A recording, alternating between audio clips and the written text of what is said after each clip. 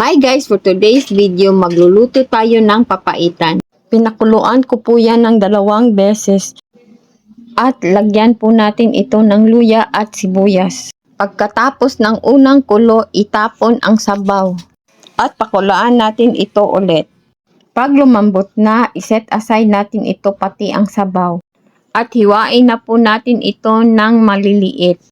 At nag-prepare na po ako ng kawali at magisa na po tayo ng bawang, luya at ang ating sibuyas. At ihulog na po natin ang ating nahiwang mga lamang loob. Haluin at lagyan na po natin ito ng panimplang patis, paminta, beef Knorr cubes.